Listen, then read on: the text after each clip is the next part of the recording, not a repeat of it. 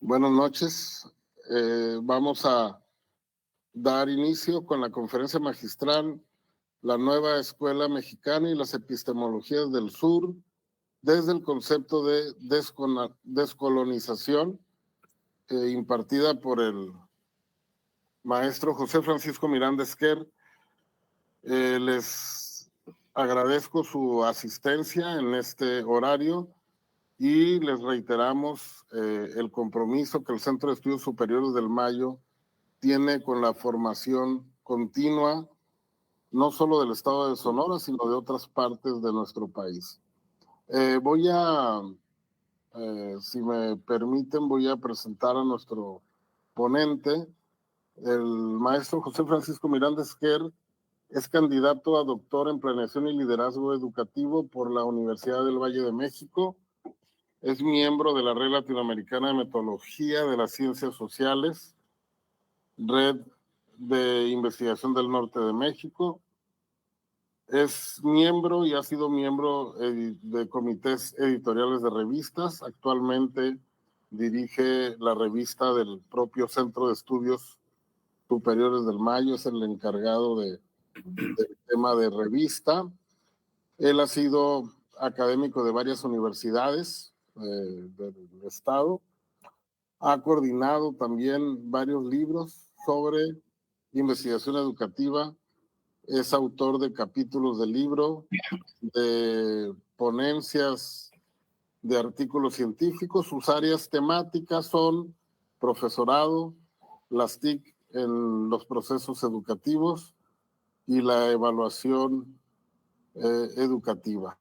Le damos sin mayor preámbulo la palabra a nuestro ponente, José Francisco Miranda Esquer. Adelante. Muchas gracias. Pues buenas noches a quienes nos acompañan en esta charla, en esta reflexión en torno a la nueva escuela mexicana y la parte y la mirada epistemológica desde la que podemos ver esta versión educativa, este modelo educativo que recién se nos presenta. Y seguramente todos quienes estamos aquí presentes estamos en el intento de entenderlo, de comprender de qué se trata. En esta ocasión, la temática sugerida es esa parte, la parte de las epistemologías que le dan sentido a este modelo. No tanto la parte metodológica en la que hemos centrado mucho la discusión. Particularmente nos hemos enfrascado mucho en el programa analítico, cómo hacerlo, cómo desarrollarlo, el asunto del codiseño, de qué se trata, cómo llevarlo a cabo. Y creo que a pesar de que, como también lo han dicho mucho, las capacitaciones o la formación docente para operar esto no ha sido la requerida, ¿verdad?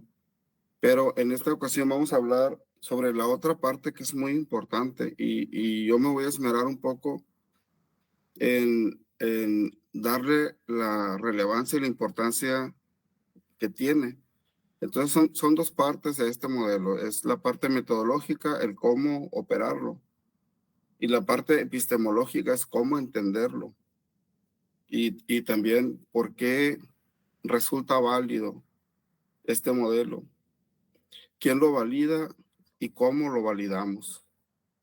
Que si ustedes se fijan, es un modelo, o si ustedes lo reflexionan, es un modelo muy distinto a los que hemos conocido antes.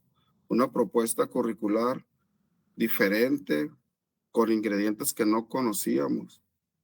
Entonces, ojalá que esta charla nos ayude un poco a entender esa otra parte que se complementa. Lo epistemológico como un complemento de la parte metodológica.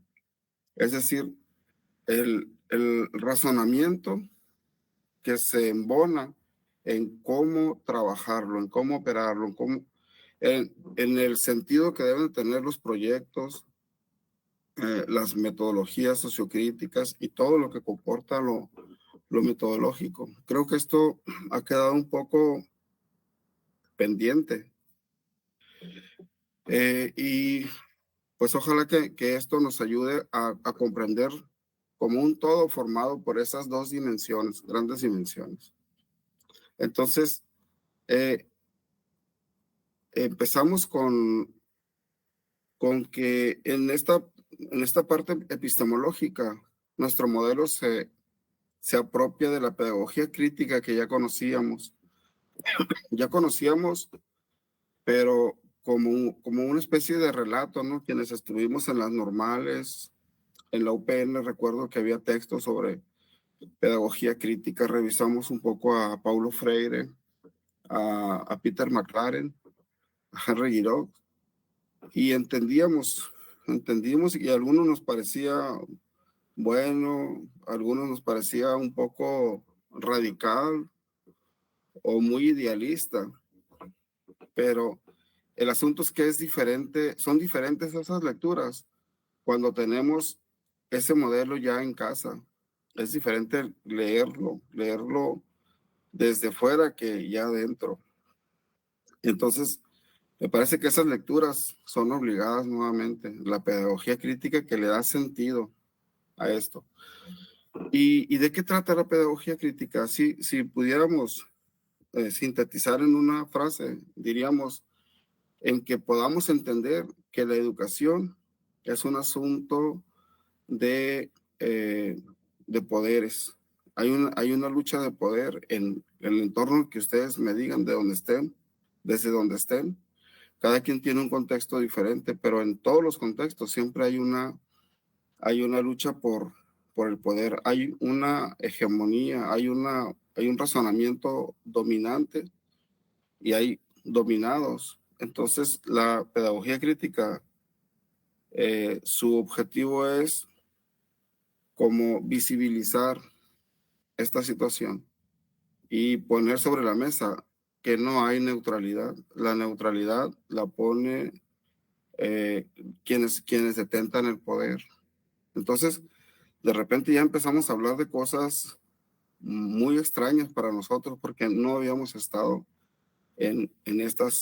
ante estas experiencias. Entonces, de lo que habla la nueva escuela mexicana es de visibilizar esas relaciones de poder.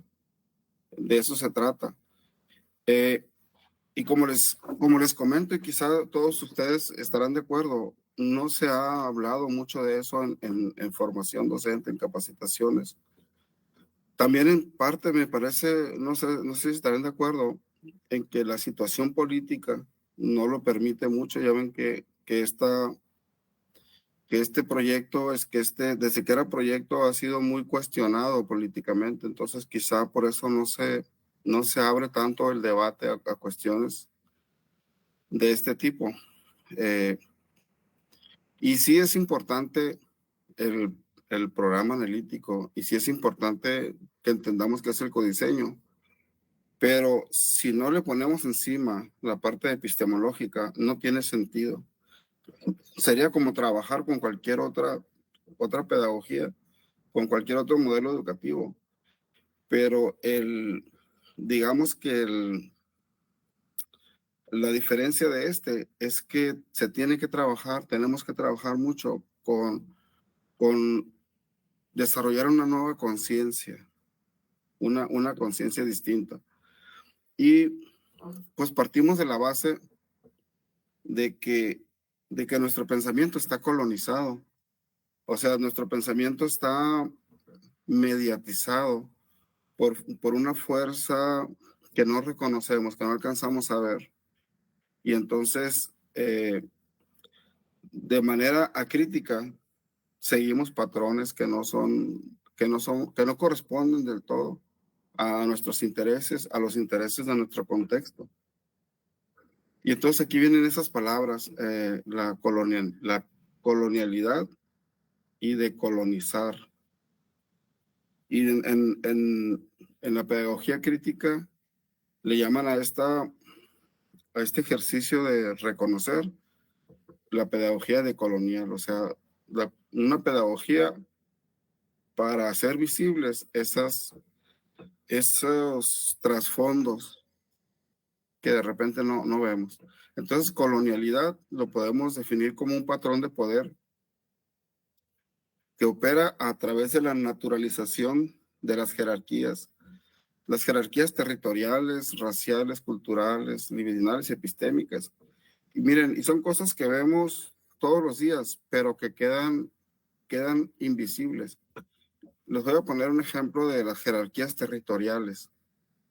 Cuando los de Hermosillo nos dan carrilla a los de Navojoa, que porque vivimos en un rancho y es polvojoa y eso, es eso bajo un asunto de una carrilla normal quizá, pero hay detrás de esa una racionalidad colonizadora, porque se asume que una ciudad grande de más de 1 millón de habitantes es digamos, más importante o tiene una riqueza mayor que una ciudad pequeña por el tamaño y por todo lo que, por todo lo que conlleva el tamaño, o sea, las franquicias que hay allá, eh, los centros de diversión, etcétera. Lo asumimos así, pero nadie lo cuestionamos.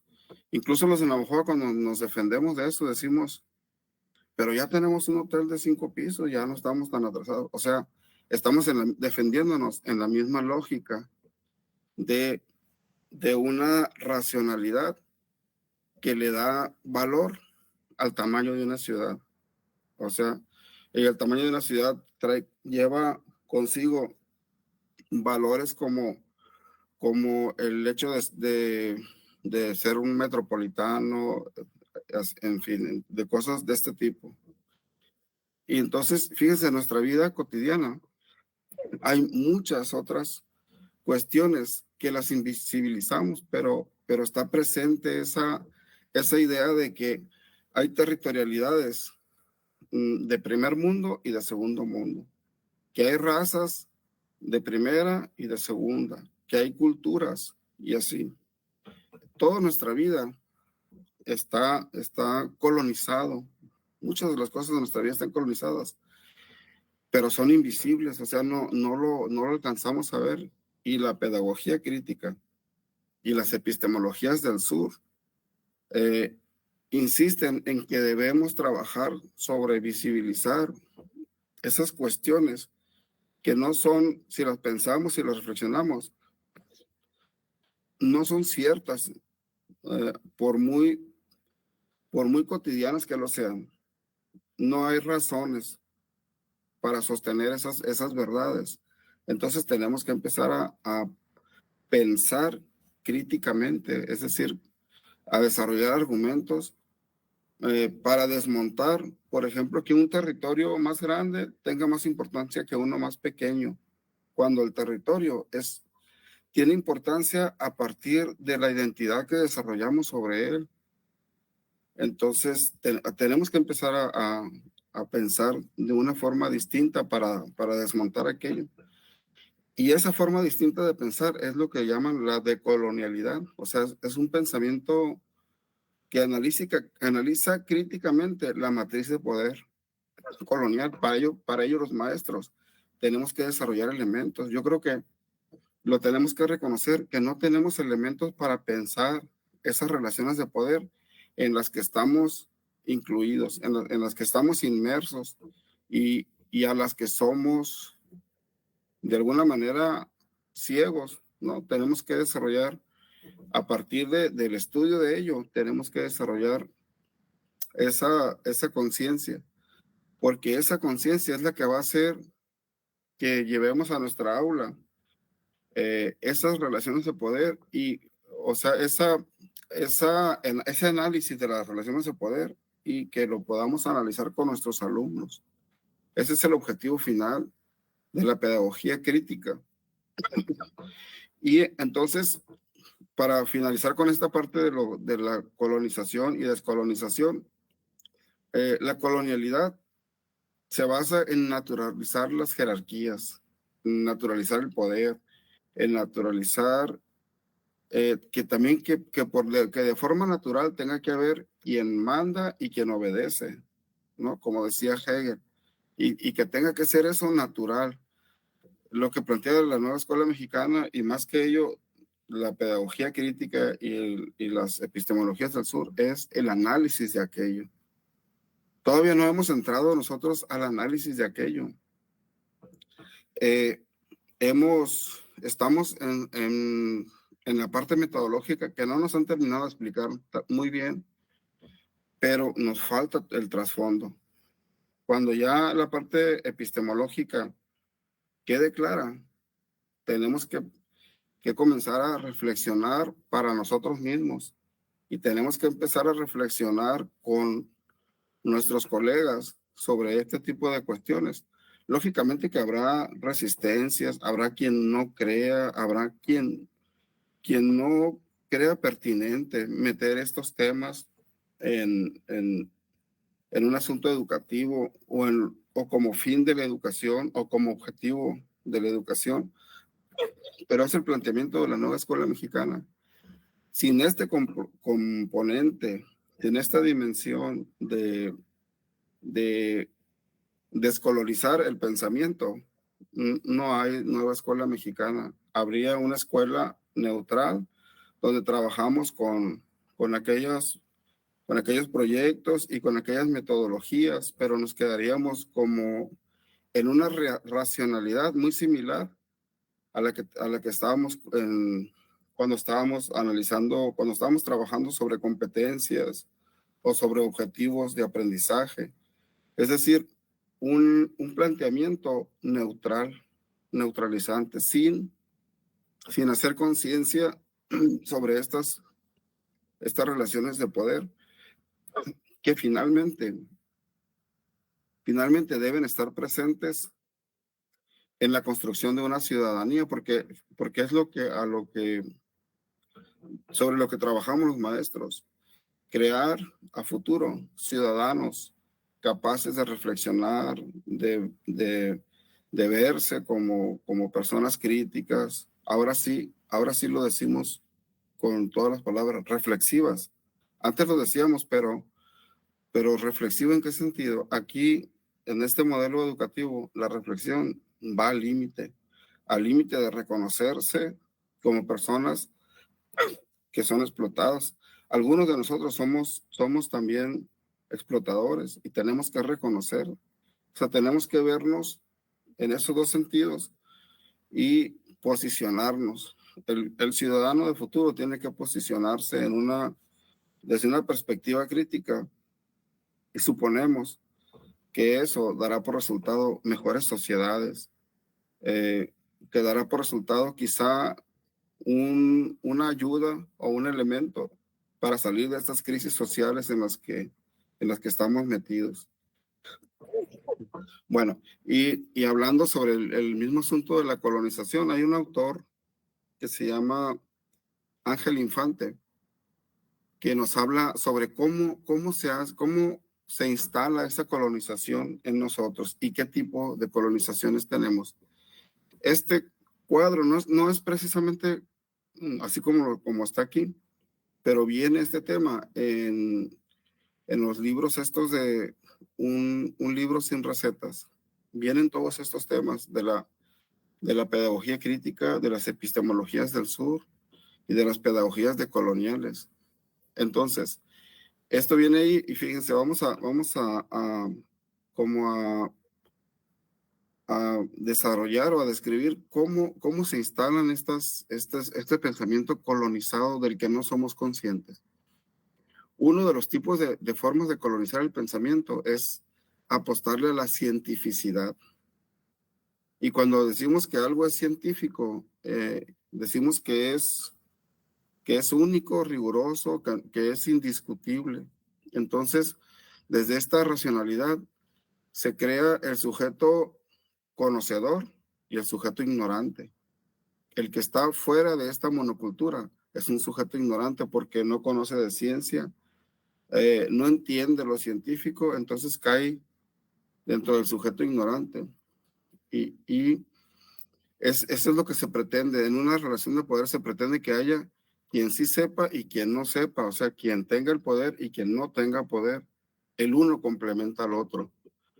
Y lo que se proponen son ecologías de saberes. Lo que se propone desde las epistemologías del sur es que no haya una sola ciencia unitaria, única, que incorpore saberes científicos y deje fuera los saberes locales, como los saberes de la medicina tradicional, de la herbolaria, los saberes de los campesinos.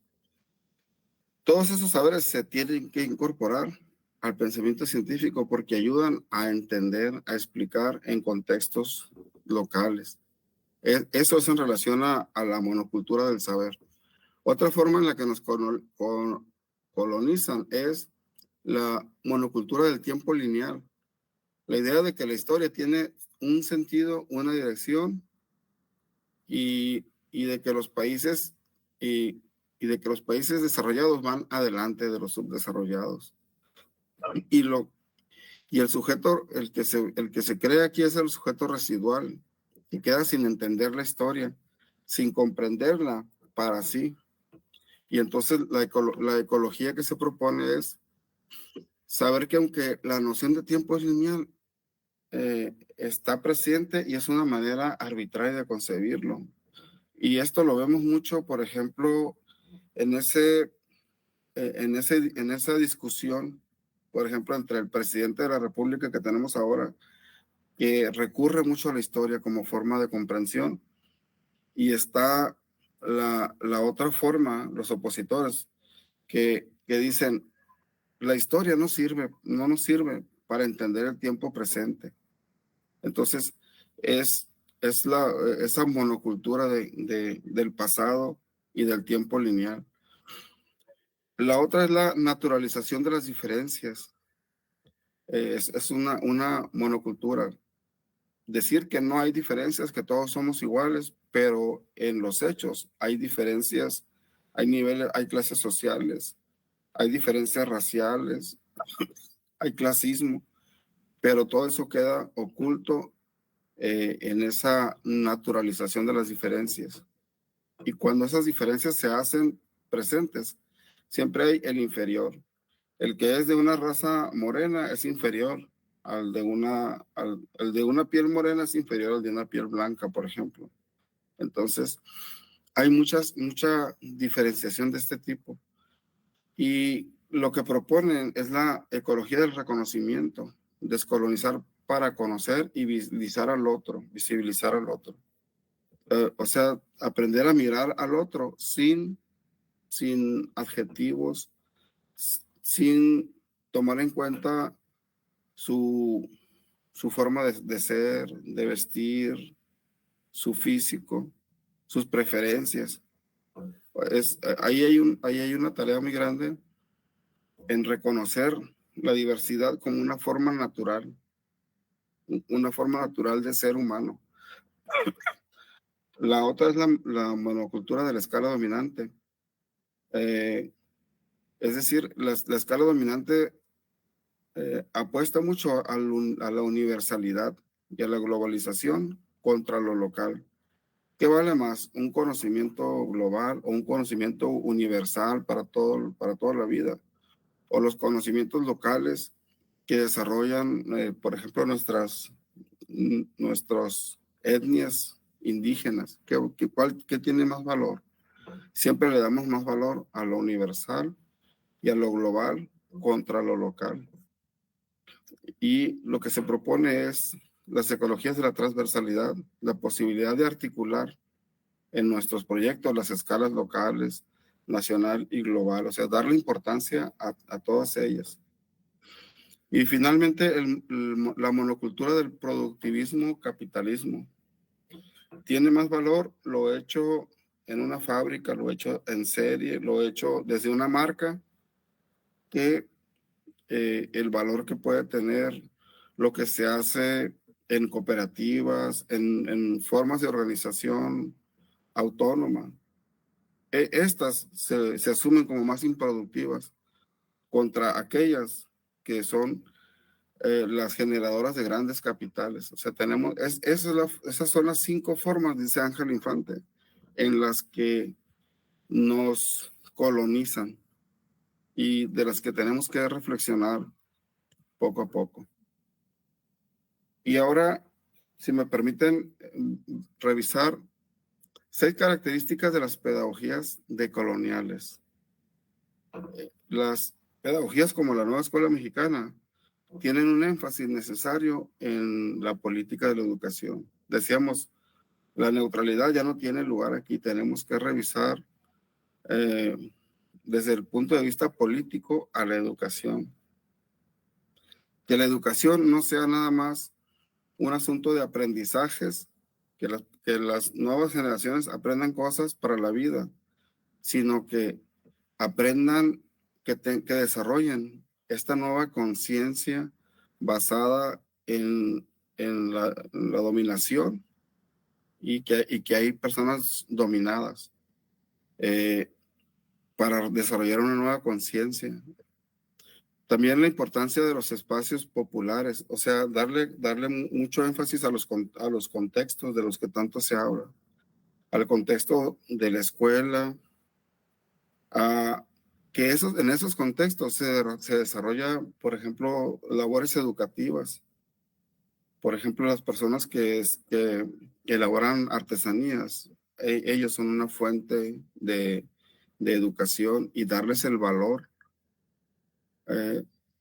Darles el valor a todo lo que ahora lo vemos como marginal o como marginado, darle el valor que se tiene por pertenecer a nuestro contexto y por ser formas de enfrentar la vida desde una productividad particular que han aprendido. Eso es importante para la educación.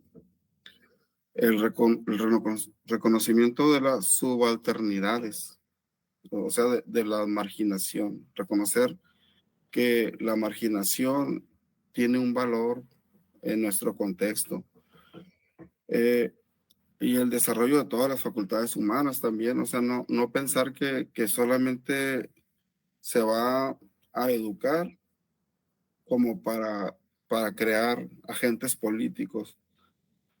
Siempre la parte humana, como se establece en la nueva escuela mexicana, es un asunto de particular importancia. Y el reconocimiento de los impactos culturales y sociales del colonialismo, o sea, reconocer que somos colonizados y buscar la forma de visibilizar aquello, entenderlo y actuar en consecuencia. Son como 6 características que distingan a las pedagogías decoloniales, a las pedagogías críticas. Y ya hablando de epistemologías del sur, pues este término lo creó un señor que acaba de morir hace algunos días, creo que a lo mucho 2 meses, Enrique Dussel. Es un argentino que vivió y se desarrolló aquí en México, trabajó aquí muchos años. Y el enfoque de él va orientado a esto mismo, a desembarazarnos de esa mirada eurocéntrica, a la mirada en la que la cultura occidental se desarrolló desde esa geografía y desde esa racionalidad, y esa nos la imponen a todos, seamos subdesarrollados, seamos de cualquier otra de las diferencias. No se reconocen nuestras diferencias. Esta es la principal marca de las epistemologías dominantes, que no reconoce la diferencia y estandarizan su mirada, su forma de ver la vida, el mundo, las relaciones y las producciones. Es estandarizada para todos, pero quienes vivimos en países subdesarrollados, no nos queda esa camisa, nos queda forzada. Entonces, lo que propone tanto Enrique Dussel como Boaventura dos Santos es desarrollar epistemologías hechas a nuestra medida, a partir de nuestros contextos, de nuestras culturas particulares. Y este es otro, el otro es Boaventura de Sousa, tiene muchísimos libros, muchísimos artículos donde habla sobre este asunto de desembarazarnos de esa estandarización y tomar en cuenta pues que esa mirada es eurocentrista y es colonialista, es decir, está hecha como para que nos pongamos ese saco y al ponernos ese saco obedezcamos a su lógica, a su razonamiento.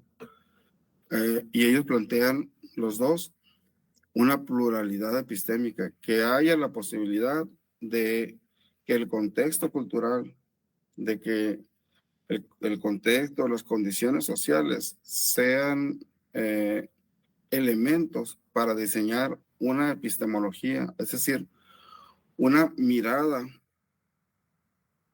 propia para cada contexto.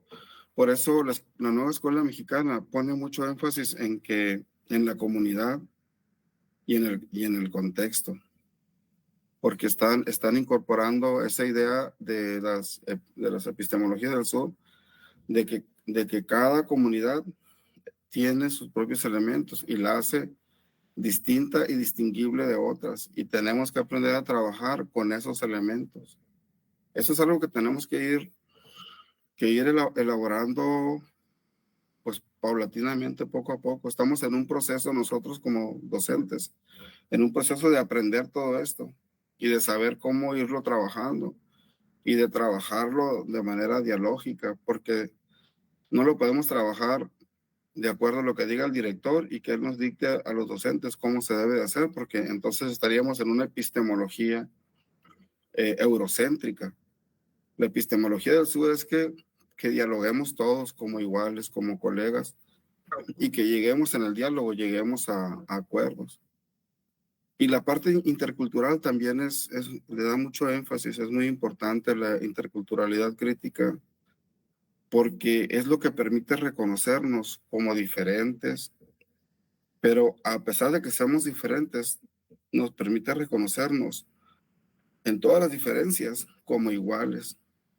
Eso es lo que plantea la interculturalidad crítica, que somos interesantes aunque seamos distintos, que no por ser distintos somos enemigos o somos sospechosos.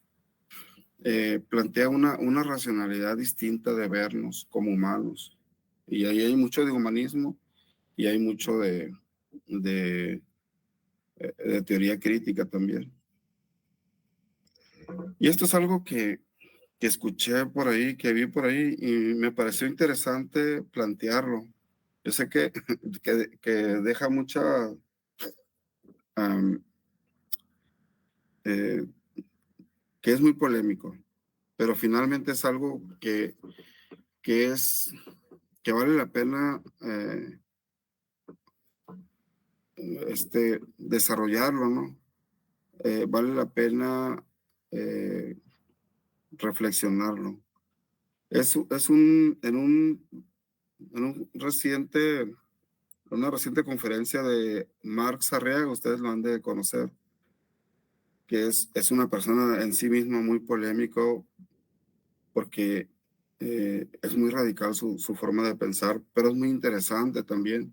Y también hay que decirlo, está muy apegado a las epistemologías del sur. Las entiende muy bien y quizá por eso se anima a crear una tipología como esta. Él dice, yo creo que ahorita hay 4 tipos de docentes tratando de trabajar la nueva escuela mexicana.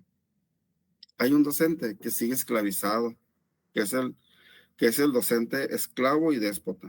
O sea, esclavo porque obedece ciegamente y fielmente lo que diga su autoridad, y déspota con sus alumnos. Él dice, el docente, el maestro esclavo y amo, por decirlo, esto lo saca mucho de Hegel, ¿no? De esa reflexión de Hegel. Yo soy el que sabe, dice el maestro, y el alumno está para aprender. pero ese maestro quiere que la secretaría le des exactamente cómo trabajar, y es lo que no nos está dando ahorita, ¿verdad? En esta nueva escuela mexicana no nos están diciendo cómo, y ese maestro está todavía en esa forma de trabajo. Es decir, está todavía atado a las anteriores pedagogías, a los anteriores modelos. Luego, el segundo nivel de maestro es el maestro con recetas. Es el maestro que acepta eso, todo eso de la autonomía profesional, acepta que está bien, que está suave el rollo, pero que quiere que le digan, quiere que le den la receta. Y aquí nos han dicho, no hay recetas. Quizá la mayoría estamos en ese nivel porque queremos que nos expliquen cómo funciona este modelo. Porque no es que sea una receta, sino tiene que haber como como un dibujo de cómo se trabaja esto. No, así lo hemos aprendido otras veces. Quizá muchos estamos en esto. El tercer tipo de maestro es el maestro que estudia todo exhaustivamente, se junta con otros maestros, pero se queda en el plano de la metodología. No accede a la epistemología. Y, por ejemplo, los youtubers que conocemos, como que están en esta racionalidad de querer ser muy metodológicos, pero les falta esa otra parte. Están muy bien ellos y nos ayudan mucho y explican muy bien toda la parte metodológica, pero les falta agregarle lo otro. Y el maestro crítico es el que conjunta las dos dimensiones. La dimensión metodológica es la dimensión de cómo la tengo que operar, y la epistemológica, lo que sabe todo esto de las epistemologías del sur, la pedagogía crítica, y que logra embonar esto, es el maestro crítico. Creo que estamos en un proceso, en este proceso, y al final del camino, no sé si en el siguiente ciclo escolar o dentro de 2 ciclos escolares, estaremos llegando a ser maestros críticos cuando incorporemos la otra parte a lo que sabemos metodológicamente. Es un proceso largo. No es culpa nuestra que estemos en el nivel 1, en el nivel 2, sino es parte como parte de ese proceso. Tenemos que andar las etapas, tenemos que desarrollar los conocimientos, las reflexiones, y a partir de las reflexiones, con nosotros mismos y con los compañeros, llegaremos a desarrollar los saberes necesarios para llegar al maestro crítico que propone Marx Arriaga. No sé qué les parezca esta tipología de cuatro niveles de maestros de acuerdo a la nueva escuela mexicana.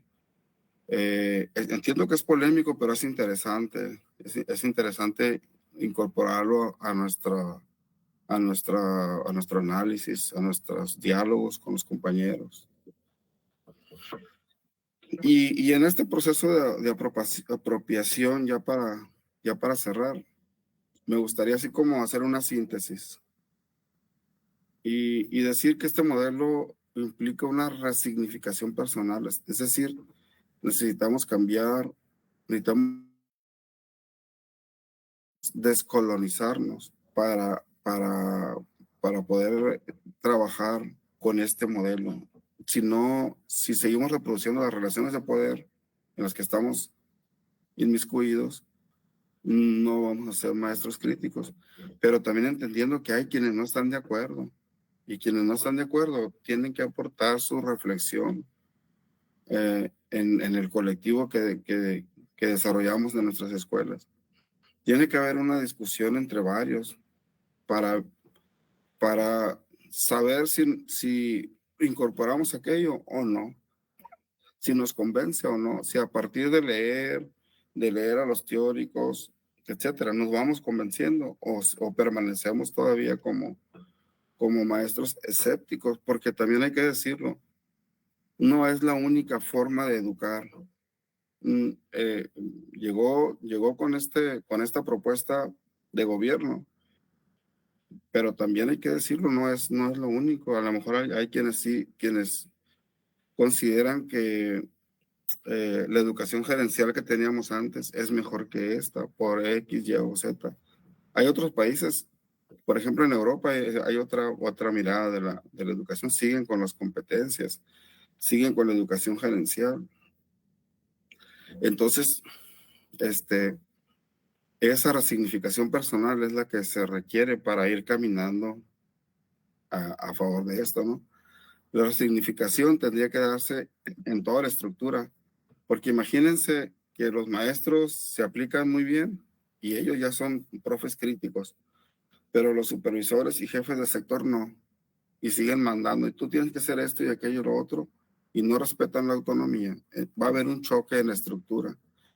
Toda la estructura tiene que desarrollar esa resignificación, todas las autoridades, para saber que si un día llegas a un consejo técnico y los maestros están en un tema que ni al caso con lo establecido, que se respete y que se sepa entender que es por una necesidad del contexto, de la comunidad, ¿verdad? Los procesos de cambio de este nivel requieren mucho tiempo, sí, muchísimo tiempo, porque primero hay que aceptar. En aceptar, en esa fase de resistencia se va algo. Y luego en empezar a conocer, en empezar a leer esas epistemologías del sur para reconocernos como agentes de explotación o explotados o dominantes o dominados. Tenemos que reconocernos. Y luego el diálogo entre colectivos de tal manera que se vaya llegando a una nueva forma de pensar la educación. Y seguramente esto se va a llevar muchos ciclos escolares. A veces nos desesperamos porque no comprendemos o porque pensamos, siempre cuando estamos en ese proceso de aprender algo, volteamos a ver al vecino y le vemos una cosa más que nosotros no tenemos y nos desesperamos.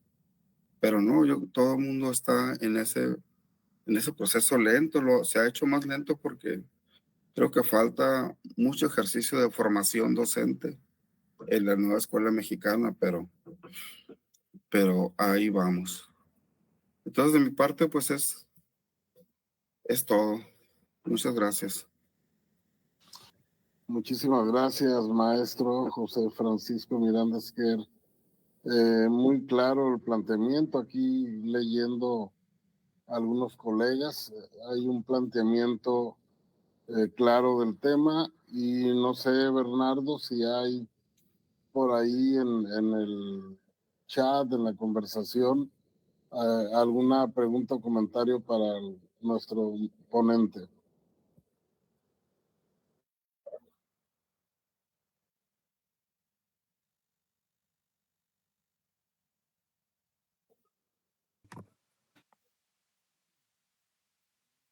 Muchas gracias, maestro Francisco, por la participación. Voy a leer algunos comentarios de parte de los compañeros que nos han escuchado el día de hoy. Maestro Ramsés Urquides, saludamos al maestro hasta Nogales. Nos comenta: saludos cordiales desde Heroica Nogales y muchas gracias, doctor Miranda Esquer, por compartir tan interesantes temas. Saber leer y reconocer las epistemologías del sur. Felicidades. Muchas gracias, maestro Ramsés, por la participación. El doctor Enrique Farfán Mejía nos pregunta: ¿en qué país ha funcionado con evidencias que respalden este planteamiento? Pues el pedagogía crítica, Paulo Freire la aplicó en Brasil, en Guinea-Bissau, y habría que pensar, ¿no? De una forma, cuando decimos en dónde ha funcionado, quizás estamos en una racionalidad funcionalista, ¿no? En dónde ha dado resultados. Quizá lo que pretendemos sea medir medir así como mide, cómo se mide en PISA. Y esto es un poco refractario a ese tipo de cuestiones. Yo creo que una medición cualitativa de las experiencias, ¿no? Y quizá México sea uno de los países que van a la cabeza en esto. No sé si, sobre todo lo importante es que esta versión de la pedagogía crítica, y eso es muy importante, que sea evaluada, porque las políticas públicas en México tienen ese problema de que se plantean, pero nunca tenemos una retroalimentación sobre ello. Entonces, yo creo que la medición tendría que ser, o la exploración tendría que ser muy cualitativa, pero es obligado que el caso de México se evalúe para establecer qué tanto está funcionando, está caminando y está cumpliendo las expectativas. Lógicamente las expectativas no van a ser de corto plazo, quizá ni de mediano plazo, pero inevitablemente tienen que evaluarse y tienen que presentarse resultados en relación a esta experiencia, sobre todo a esta experiencia de México. No sé en qué otros lugares haya una experiencia como esta, porque globalmente se está trabajando desde la mirada gerencial de la educación y sobre eso sí hay muchas mediciones. Las mediciones que hay a veces no favorecen a los países subdesarrollados. Por ejemplo, experiencias como PISA y como muchas más evaluaciones a gran escala, dan cuenta de esas diferencias de las que habla Enrique Dussel, que tenemos que recuperar esa parte de que las diferencias de contexto dan diferencias de resultados. Y entonces vale la pena probar nuevo modelo. Pero sí, definitivamente, si no se evalúa, no, no, no sabremos el impacto que tendrá. Pues creo que eso es importante, lo que plantea el doctor Farfán. Gracias, maestro, por contestar la pregunta. Voy a hacer lectura de otra más. Nos comenta Ros Alcaraz: buenas noches, muy buena exposición del tema. Mi pregunta es si continuamos con la nueva escuela mexicana, ¿cree que lo ideal sería no tener libros de textos con los proyectos? Pues el modelo ahí está planteado con libros de texto para trabajar sobre todo en relación a proyectos, ¿no? Y sobre ciertas metodologías. Pero también hay que decirlo que estamos en una fase inicial. Los que estamos en educación básica, yo creo que nos estamos dando cuenta de que hay cosas que que pueden ser perfectibles, que pueden ser mejorables. Entonces, lo que sí no debe ser es estático el planteamiento. Y también es necesario decir que aquí hizo falta un piloteo. Estamos quizá en la fase del piloteo, viendo qué sí funciona y qué no funciona. El planteamiento en relación a los libros de texto es de que el libro de texto, si se han dado cuenta, no es el monotexto, no es el texto único, sino que en los libros nos remite a eh, a otras lecturas, a lecturas distintas. Si se han dado cuenta, las lecturas no son del tipo de lectura que proviene de una hegemonía, sino muchas lecturas son subalternas, son lecturas de las culturas locales o de artesanos o de gente de este tipo. Creo que hay una riqueza y en ello. y necesitamos apertura, me parece, para empezar a hacer eso a lo que nos invitan, a reconocer a la diversidad de personas de las que podemos aprender.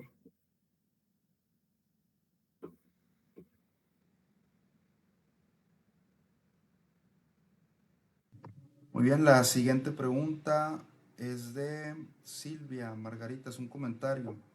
No coincido en culpar a las autoridades sobre la resignificación.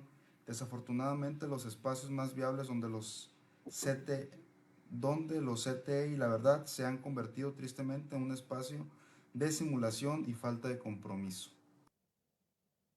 Sí, sí, es necesario. Yo pienso que en la medida en la que vayamos incorporando estos aprendizajes críticos, le iremos dando un sentido más vivo a los consejos técnicos. Sí, todavía venimos de esa cultura, pues, y es parte de las cosas que no funcionaban. Hacer como una especie de ritual el CTE, en donde había quien acaparaba la palabra, decía lo que hay que hacer, y quien permanecía en silencio, haciendo como que hacía. Se acababa la hora del CTE y nos vamos. Eso es parte de trabajar desde hegemonías.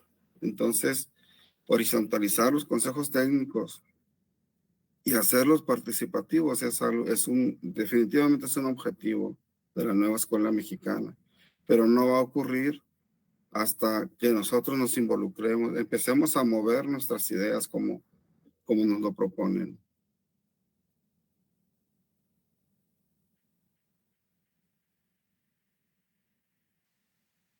Miriam Gil, muchas gracias maestro por esta reflexión y estamos en proceso de adaptación al modelo de la nueva escuela mexicana. El doctor Héctor Cota Contreras nos saluda, muy buena charla, felicidades al maestro Miranda. Una pregunta, pregón 7, ¿podría compartir el título de la ponencia de Marx Arriaga? No es una ponencia, fue una conferencia que dio aquí en Hermosillo durante el Congreso de TIC. No está escrita, está en la voz de él. Yo recuperé eso que él estaba diciendo y elaboré ese cuadro. Lo pueden ver, lo pueden consultar en YouTube. No tengo la liga, pero si le ponemos Marx Arriaga conferencia sonora, creo que ahí va a aparecer. Y eso me pareció interesante y me pareció bueno para la reflexión, para nuestra reflexión. Bien, maestro, muchas gracias. Con respecto a la liga, vamos a buscarla.